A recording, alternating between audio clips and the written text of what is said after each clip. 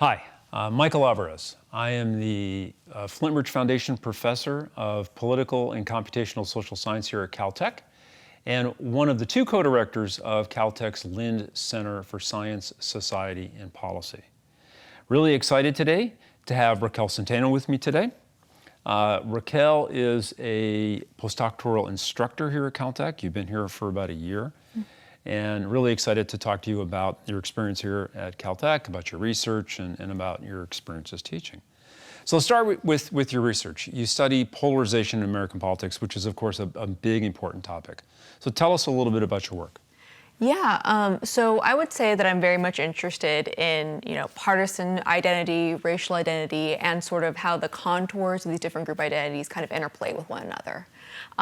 I tend to look at polarization from the perspective of looking at voters rather than people who are actually in elected office. And I'm really interested in essentially how the group identities that people hold important actually shape how they think and feel about politics. So a lot of my research comes from that perspective, trying to understand how the things that people don't always explicitly think of as partisan in nature actually does influence people's partisan attitudes and behaviors. So how do you approach this? What kind of data do you use? Yeah, so I primarily work with survey data. So very much interested in just kind of looking at when people fill out these long, sometimes 100-question surveys, what they say is important to them, how they evaluate different groups, people, policies. And I try to kind of take that information, understand the correlations between partisan polarization at the voter level and these other kinds of attitudes, trying to kind of see where there are these implicit connections that voters might not always be able to articulate on their own. So using survey data and kind of traditional sorts of statistical techniques often used in quantitative political science for looking at that. So standard linear regression, for example. I've also used survey experiments. So not the experiments in the context where we bring someone to a lab and we have 15 people making them play games or anything, but kind of varying the type of question or story someone receives and seeing how just one or two small changes in that story can change how they actually answer questions. And from there, trying to make inferences about how these different aspects of attitudes connect with one another. So studying polarization in the context of these kind of nuanced identities, right, and the interactions between them is complicated in the context of survey data sets. So what are some of the things you've been doing recently to try to deal with that complexity and also produce estimates that you feel confident in, right? Yeah, that's kind of the operative word here, right? Because you can produce any kind of estimate you want, but there's varying levels of certainty that you might have about how well it actually describes that population. So one of the very fun and interesting things I've been able to learn since joining Caltech here has been the use of Bayesian multi-level modeling, which is still dealing with trying to do linear regressions, but the difference is sort of in the perspective of how you look at statistics and how you use the survey data in your broader sample to kind of evaluate effects. So one of the cool things about Bayesian modeling is that it's really good at working with small amounts of data and basically sharing information across different groups to kind of make estimates a little bit more precise, which is very useful for my purposes because I have done a lot of work in my dissertation and other projects looking at, for example, the partisan attitudes of Latino voters. Now, Latinos are a very large, proportion of the broader electorate. If you think about important voter groups, Latinos often are in the news.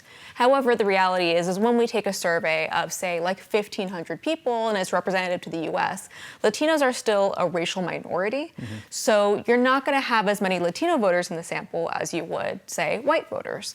And when you start slicing and dicing the sample even further, looking at, for example, Latino Democrats or even Latino Republicans, you end up with increasingly smaller samples from which to draw estimates. So the very cool thing about Bayesian modeling is that we're able to kind of keep all these groups together, assume we can learn, something about Latino Republicans from Latino Democrats, or, we can learn about the behavior of Latino Republicans from white Republicans, and that allows us to recover some additional levels of statistical precision in our estimates.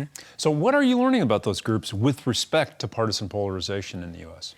Yeah, so what I'm learning is essentially because I mentioned that I'm interested in how group-based attitudes and how people feel attached to their group influences how they view other partisans. A lot of what I've been looking at is sort of the relationship between how anxious or fearful people feel about the status of their own racial group, and how that relates to partisan attitudes. And what I've been able to look at is, there are some similarities between, say, how this relationship works for Latino Democrats and white Republicans, which are not two groups we would often think of as having very much in common. But what they do have in common is that they identify with the party kind of stereotyped as representing their racial group, just in the mind of the broader electorate. And so kind of working off these stereotypes, when these groups kind of feel like their racial group might be worse off in the future, because of their particular partisan attachment, they're more likely to kind of feel, anxious about or fearful of or even anger towards members of the other party. So it's to say that when we think about the problem of partisan polarization, for example, some of this is likely driven by fears and anxieties about other kinds of status-related conflicts in society. So partisan polarization is not just a problem about partisans not getting along, it's also about these other kind of longer-standing group-based issues in American history that have always been there. And while partisan polarization might feel like a new problem to a lot of people, it's in many ways kind of a continuation of a lot of these other kind of bigger conflicts that have animated American history. So most political scientists think that the extreme partisan polarization that we see in the U.S. today is a problem. So what does your research tell us about the problem and maybe ways we can try to solve it? Yeah, so I kind of look at this from a couple different perspectives. So from one perspective, there's increasing amounts of research that kind of tell us that not everyone is an extreme partisan, right? Like not all Democrats and Republicans hate people from the other side among the general population of voters. But there are some people who hold these extreme attitudes. And if we want to kind of do something about this phenomenon from a policy perspective or even a kind of living in community with one another kind of perspective, it requires identifying the conditions under which, these types of individuals are more likely to pop up and sort of what kind of influences their particular level of extremity. So this is one particular outlet for it. I'm able to kind of point to a particular mechanism and say hey, this is one reason why this group of people might be very extreme while these people are not. So it's useful from that perspective. I also think it's useful from a kind of democratic norms perspective, thinking about, what should we hope for groups that are trying to kind of get along in a broader society? I think that, partisan polarization is kind of a tricky topic because on the one hand, obviously we do need functioning systems of governance, right? We do need, if we are going to live in a society of a lot of people, we need people to get along in some regard. However, I think sometimes when people say that we need to reduce partisan polarization at all costs, it's kind of overlooking the fact that some of that polarization might come from real kinds of group-based grievances that are kind of based on actual historical events. So things like, if we say that some Latino voters are very extreme in their partisanship or, maybe a little bit nervous about the other side because of historical wrongs levied at that group based on race, that kind of complicates, what it means when we tell people that everyone just needs to moderate their perspectives. There's different levels of power and hierarchies that kind of go into this. And I think that this perspective gives us a little bit more leverage and kind of vocabulary to understand how to talk about these kinds of difficult kinds of normative subjects. A lot of people, when they think about solving the partisan polarization problem, turn to institutional type solutions. How does your work fit into that context? Do you think that the behavioral types of work, types of results that you're producing somehow fit within institutional solutions for partisan polarization? Yeah, I would say definitely. I mean, I think that there's a lot of interplay between these things, right? If we even think of political parties themselves as institutions, in many ways people are kind of reacting to what they think of as a party's brand. In some ways, I mean, it's not entirely a marketing problem, but you can kind of think of it as one. People are reacting to what they think of the brand of that institution. But also people exist within a general structure of governance, right? So if we're asking voters to make choices about who they want to to have as their representative, they can only kind of react to the options that are presented to them. So in that regard, I have other work that looks at electoral systems. So for example, different types of primary elections, different ways that we actually cast ballots, like voting systems, trying to kind of understand how those different kinds of institutions also structure how people feel about politics, whether they vote, whether they feel good about the way that they're casting their ballot. And I imagine that these things have strong, relationships with how they feel about the parties in general. So this past quarter, the winter quarter here at Caltech, you taught a class on political polarization in the U.S. I taught here at Caltech for the first time. Yes. So how did you approach teaching this? And this is a tricky concept and tricky thing to talk about, political polarization, partisan polarization in today's world. So how did you approach that in terms of teaching these Caltech undergraduates about partisan polarization? Yeah, well, I mean, I think the good thing about teaching a class like this is generally, one, it was an upper division course. It was not a required course. So the only students who actually signed up for this class were people who genuinely were drawn in some regard to the topic, right? They were choosing this for themselves. So it's a little bit, I benefited a little bit from self-selection there. But I also started off the course kind of establishing that, look, this is a class where we are going to talk about political science, the empirical study of politics, not necessarily from the perspective of how we think it should work or hope it should work, but trying to understand how it works and why that is the case. So, I made sure that, people understood that we would talk about probably contentious topics to some degree, but that we were doing it from the perspective of a social scientist, trying to kind of diagnose what's going on, which is a little bit different, I think, from listening to your favorite political podcast and formulating opinions from that. I kind of worked hard to differentiate between these things for students. And the good thing is they were all very on board with it, so that was good. Also, though, I mean, the way the course was structured was we looked at a lot of empirical political science work about a variety of topics related to parties, partisanship, and polarization. But I also think that helps ground the discussion, right?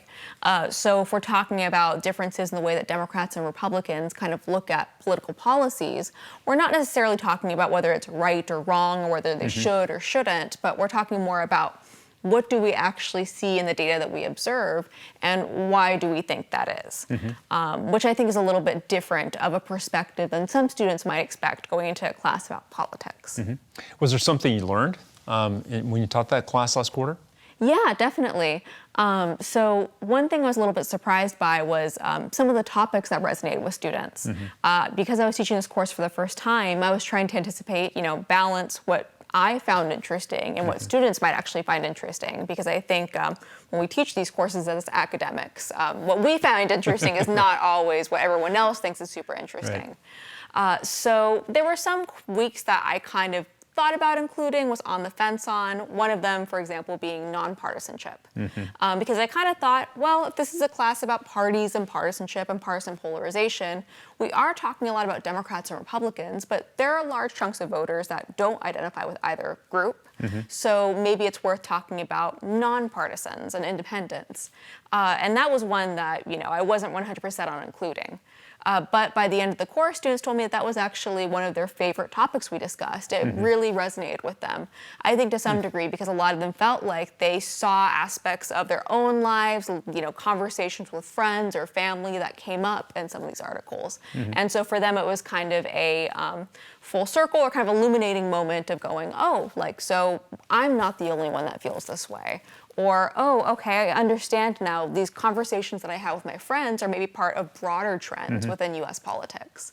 So I was surprised by some of the things that really worked for them, and some of the stuff that, of course, I thought would be super fun, maybe they were not as into, but now I know for next year.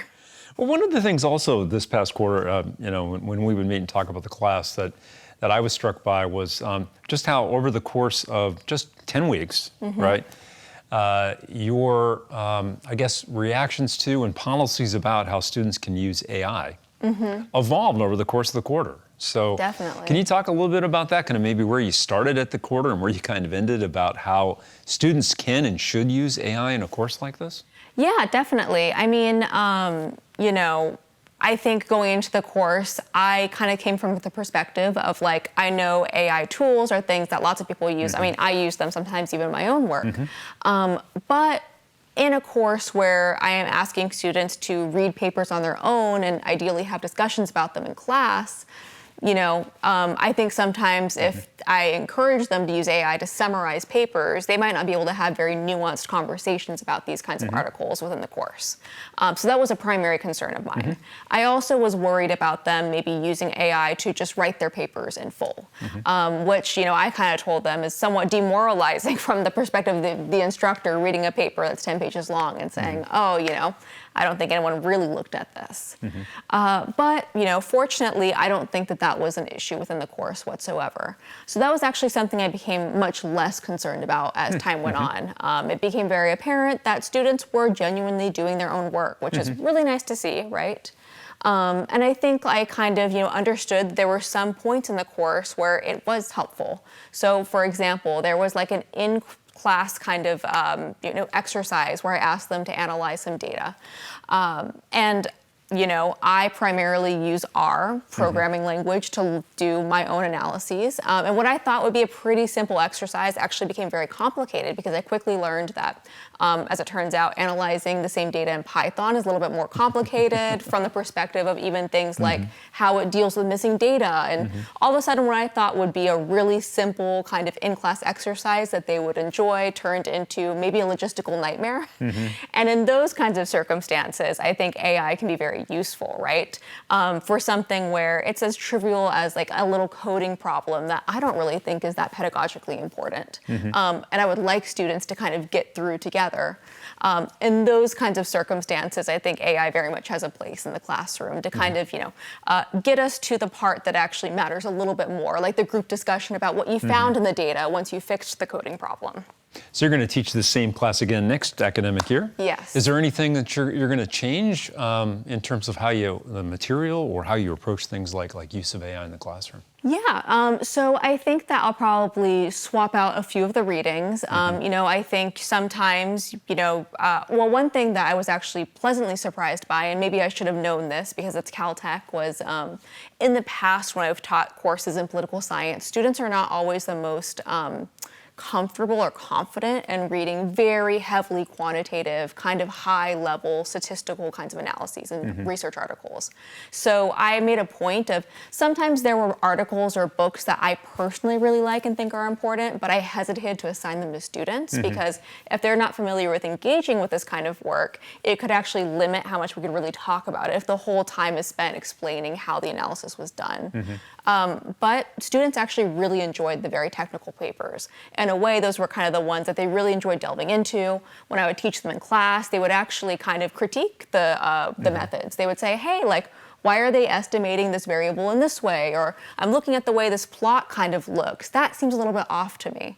So I think next year when I teach the course again, it'll be a lot of the same broader concepts, but I think I'll feel a little bit more comfortable assigning some of these more technical, in some ways more advanced kind of quantitative papers, because I think Caltech students very much enjoy that sort of challenge, and in a way that was very heartening to see. Well, thank you for joining me today, and thank you for joining us at the LCSSP. It's been fantastic having you. We look forward to all your work and teaching next year. All right, well, thanks for having me.